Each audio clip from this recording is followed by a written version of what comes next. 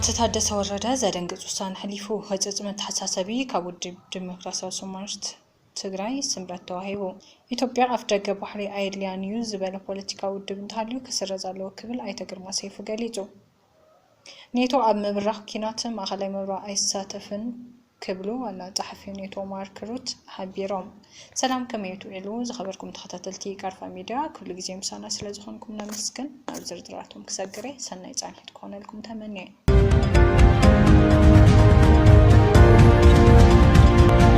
ፕሬዝዳንት ታደሰ ወረደ ዘደንግጽ ውሳነ ሕሊፉ ኣብ ትግራይ ንኣስታት 150,000 ተጋሩ ህይወት ዝጠሉን ዘደናገጽን ውሳነ ፕሬዝዳንት ግዚያዊ ምሕዳር ትግራይ ተሰሚዑሎ ማህያ ንምኽፋል ስለዝተጸገምኩ ምኽፋል ኣቋሪጽ ኣለኹ ኢሉሎ ማህያ ሰራሕተኛ ንምኽፋል ከም ዝተጸገመ ግዚያዊ ምሕዳር ትግራይ ኣፍሊጡ ባጀት ካብ ፌደራል ብዘይ ምልቃዑ ማህያ ሰራሕተኛ ንምኽፋል ከም ዝተጸገመ ግዚያዊ ምሕዳር ትግራይ ገሊጹ ከም ሓበሬታ እቲ ቤት ጽሕፈት ፕሬዝዳንትን ስራሕ መካየዲ ዝወሃቡ ዝነበሩ ወጻኢታት ጠጠው ክብሉ መምርሒ ከም ዝሃበን ናይ ወርሒ ለካቲት ማህያ ሰራሕተኛታት ንምኽፋል ከም ዘይኽፍልን ኣፍሊጡ መዓዝ ከም ዝኸፍል ዝብሎ ነገር የለን ሰራሕተኛታት መንግስቲ ትግራይ ብወገኖም በቲ ውሳነ ከም ዝተደናገጹን ሰላማዊ ሰልፊ ንምግባር ጎስጓሳት ጀሚሮም ኣለዉ ብኻልእ መዳይ ድማ ግዚያዊ ምሕዳር ንኮሚቴ ዕማም ምትእኻብ ሃፍቲ ካብ ማህያ ዝተገብረ ወፈያ ክሳብ ወርሒ ለካቲት ኣታዊ ክኸውን ምእዛዙ ተሓቢሩሎ መንግስቲ ፌደራል ብዛዕባ ባጀት ትግራይ ምልኣኽ መቆራጹ ዛጊድ ብወግዒ ዝሃቦ ግብረ መልሲ ነበረን ቀዳማይ ሚኒስትር አብይ አሕመድ በሀገራዊ ቴሌቪዥን ኣብ ዝተመሓላለፈ ብትግርኛ ዝገበሮ ቃለ መሕትት ናብ ትግራይ ዝለኣኸ በጀት ሕወሓት ንኹናት የውዕለሎ ልዑል ብኽነት ባጀት ኣሎ እዩ ክብል ተኸላኺሉሎ መራሕቲ ሕወሓት መንግስቲ ፌደራል ንስምምዕነት ፕሪቶርያ ብምፍራስ ይኸስዎ እዮም ዘለዉ ተመዛበልቲ ናብ መረበቶም እንተዘይ ተመሊሶም ናብ ዝኸፍአ ሓደጋ ክእትውና ይኽእል እዩ ክብል ሌተር ጀነራል ታደሰ ወረደ ተዛሪቡ ፕሬዝዳንት ግዚያዊ ምሕዳር ትግራይ ሌተር ጀነራል ታደሰ ወረደ ነዚ ዝበሉ ሎሚ ለካቲት 25/2018 ዓ.ም ምስ ሓላፊ ቤት ጽሕፈት ኦቻ መቐለ ዲስትሪክትን ኮሚሽን ሓደጋ ድልውነትን ትግራይ ኣብ ህልው ኩነታት ተመዛበልቲ ኣመልኪቶም እንትዝትዩ እዩ ተመዛበልቲ ናብ መረበቶም እንተዘይ ተመሊሶም ናብ ዝኸፍአ ሓደጋ ክእትውና ይኽእል እዩ ዝበሉ ፕሬዝዳንት ታደሰ እቶም ተመዛበልቲ ህይወቶም ኣብ ስቃይ ይሕልፉ ኣለዉ እኹል ምግቢ መድሓኒት መጽለሊ ክታበት የለን እቶም ፕሬዝዳንት ቀድሚ ናብ ዝኸፍአ ሓደጋ ምሽጋሩን ዝለዓለ ጸገም ምፍጣሩን ገበርቲ ሰናይ ትካላት ቀዲምኩም እትወስድዎ ውሕስና ክህልለዎ ዝመጽእ ጸገም ንምቅላል ድማ ቀዲምኩም ክትሓስብሉ ይግባእ ኢሎም ብወገን ግዚያዊ ምሕዳር ትግራይ ተመዛበልቲ ንምምላስን ምስ ተመለሱ እግሪ ንኽትኽሉ መደብ ምትእኻብ እቶት ከም ዝጀመርናን ኣዝዩ ድማ እቶም ተመዛበልቲ ናብ መረበቶም ኣብ ዝምለሰሉ እዋን ዘጋጥሞም ጸገም ንምቅላል ተሓሳቢ ዝገበረ እዩ ኢሎም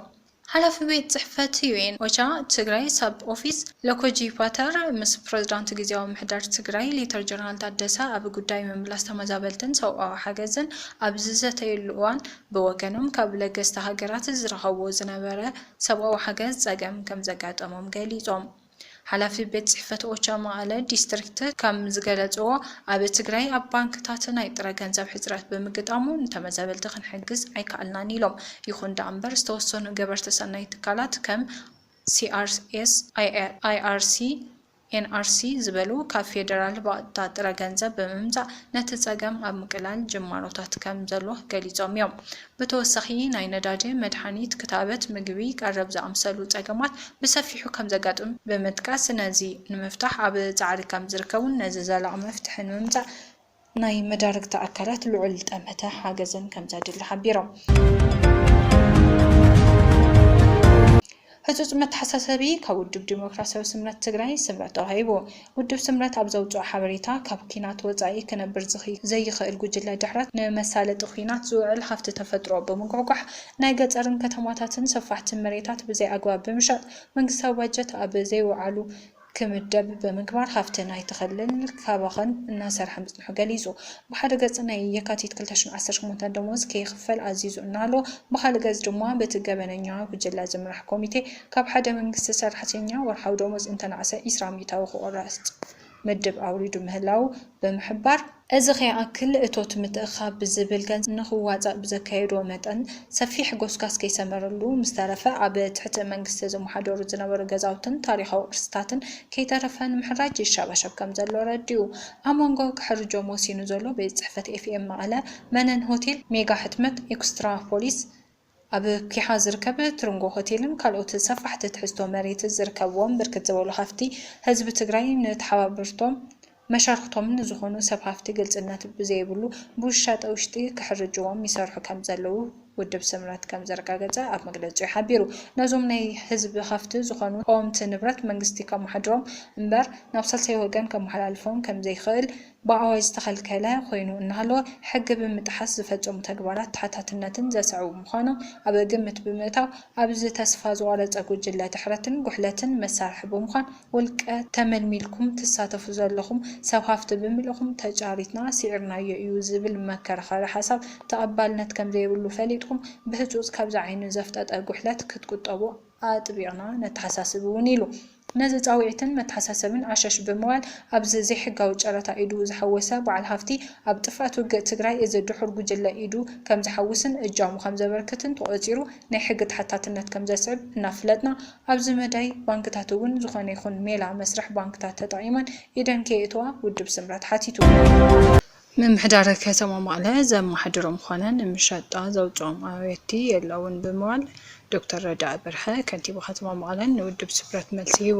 ከንቲባ ከተማ መቐለ ንዊትና 4.4 ሬድዮ ኤፍኤም መቐለ ከም ዝገለጽዎ ምምሕዳር ከተማ መቐለ ኣብ ትሕቲ ኤጀንሲ ልምዓት ኣባይቲ ትግራይ ዝርከቡ ቦታታት ንምሻጣ ወፂኦም ዝብል ወረ ኣብ ባይታ ዘየለ ቁልዕ ሓሶት ከም ዝኾነን ነዚ ጉዳይ ኣጀንዳ ገይሮም ሕብረተሰብ ከደናገሩ ዝፈትኑ ዘለዉ ገለ መደናገርቲ ዝኾኑ ተጋሩ ንትግራይ ዝኸድዕዋ ከይኣኽሎም ኣብ ባይታ ዘየለ ብዕራይ ወለደ ዝኾነ ሓሶት እናምሃዙ ይውዕሉ ከም ዘለዉ ብምሕባር ካብ ከምዚ ዓይነት ተግባሮም ክቆጠቡ ከም ዝግባእ ድማ ተሓሳሲቦም። መሬት ትግራይ ብዕሊ መንግስቲ ኢትዮጵያ ኣይግባአኩምን እንትበሃል ናብ ዝምልከቶ ቤት ፍርዲ ኸይዶም ኣእጊድናዮ ኣለና ኢሎም ከደናገሩ ዝፈተኑ ገለ መደናገርቲ ኣብ ልዕሊ ህዝቢ ትግራይ ጆኖሳይድ ምስ ዝፈጸመ ጆኖሳይደር ሓቢሮም ኣብ ልዕሊ ትግራይ ኩናት ክውላዕ ይመሓፀኑ ምህላዎም ከይኣክል ሕዚ ድማ ካልእ ናይ ሓሶት ፈጠራ ፈብሪኾም ከደናገሩ ይፍትኑ ስለ ዘለው ህዝቢ ትግራይ ከተማ መቐለ በዚ ከምዚ ዓይነት ውፅእ ሓሶት ከይትደናገረ ኣብ ጎኒ ምምሕዳሩ ኮይኑ ከባቢኡ ክሕሉ ይግባእ ኢሎም ከንቲባ ከተማ መቐለ ዶክተር ረዳእ በርሀ ነዚ ጉዳይ ኣመልኪቶም ን104.4 ሬድዮ ኤፍኤም መቐለ መብርሂ ዝሃቡ ምክትል ዋና ዳይሬክተር ኤጀንሲ ልምዓትን ምምሕዳርን ኣባይቲ ትግራይ ኣይተ ሰይፉ ኣዲሱ ብወገኖም ምምሕዳር ከተማ መቐለ ኣብ ትሕቲ እቲ ኤጀንሲ ዘሎ ኣባይቲ ክሽየጥ ኮነ ክመሓደር ስልጣን የብሉን ኢሎም። እቶም ምክትል ዋና ዳይሬክተር እቲ ኤጀንሲ ከም ዝገለጽዎ መንግስቲ ብተናጽል ከልምዖም ዘይኽእል ኣብ ትሕቲ ኤጀንሲ ልምዓት ምምሕዳር ኣባይቲ ትግራይ ዘመሓደሩ ከም ዘለዉ ብምሕባር እቶም ኣባይቲ ብኸመይ ክለምዑ ከም ዝኽእሉ ድማ ናይ ቤት ምክሪ ጊዜያዊ ምምሕዳር ትግራይ ሓላፍነት እምበር ናይ ምምሕዳር ከተማ መቐለ ሓላፍነት ከም ዘይኮነ ረዲኦም።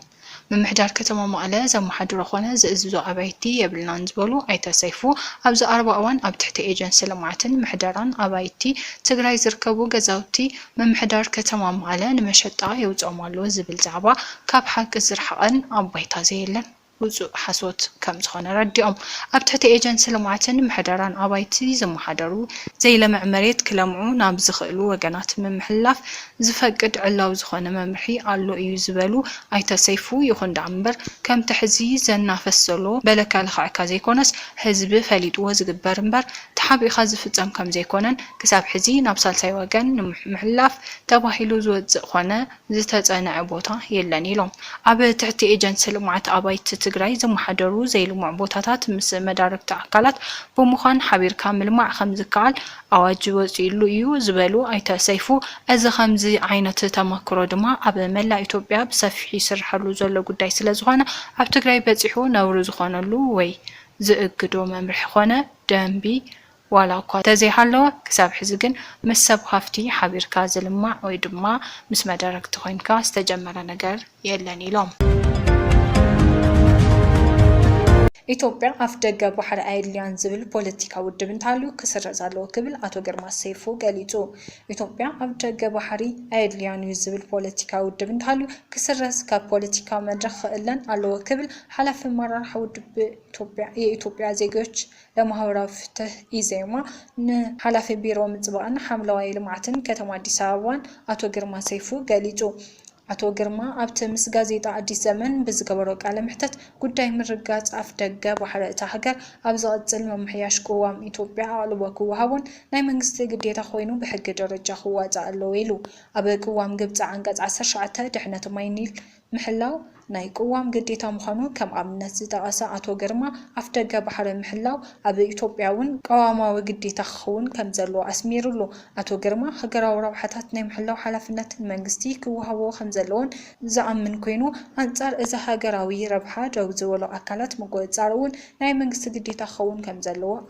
ኣመላኺቱ። ጉዳይ ኣፍ ደገ ባሕሪ ካብ ፖለቲካዊ ወገናውነት ብዝበልጽ ጉዳይ ሃገራዊ ህላወ ምዃኑ ዝኾነ ፖለቲካዊ ውዳበ ተገንዚቡ ነዚ ዕላማ ንምዕዋት ቀዳምነት ክህቦ ከም ዘለዎን ኣስሚሩሉ። ኣቶ ግርማ ሰይፉ ኣብ ዘመን ኢህወደግ ብምቅዋምን ምእሳርን ዝፍለጥ ኮይኑ ኣብ ዘመን ብልጽግና ድሞ ኣሳሳይ እቲ ስርዓትን ብጥቕሚ ዝስድዕ ፖለቲከኛ ምዃኑ ብዙሓት ዝሃቡ ሓበሬታ ይመላኽት። ኒቶ ኣብ ምብራኽ ኩናት ማእኸላይ ምብራቕ ኣይሳተፍን ክብሉ ዋና ጸሓፊ ኒቶ ማርክ ሩት ሓቢሮም። ኒቶ ኣብ ማእኸላይ ምብራቕ እናተገደደ ዝኸይድ ዘሎ ኩናት ከም ዘይሳተፍን ኮይኑ ግና እናዓበየ ዝኸይድ ዘሎ ዓቕሚ ኒውክለራዊ ፕላስቲክን ሚሳይላት ኢራንን ንዞባ ጥራይ ዘይኮነስ ንኣውሮፓ እውን ሓደጋ ከም ዘስዕብ ዋና ጸሓፊ ኒቶ ማርክ ሩት ገሊጾም ክብሉ አንዳሉ ጸብጺቡ። ሩት ኣብ ዝሃብዎ ጋዜጣዊ መግለጺ ኖቶ ኣብዚ እናተጋደደ ዝኸይድ ዘሎ ኩናት ማእኸላይ ምብራቕ ኢዱ ከም ዘይሓውስ ኣስሚሮምሉ።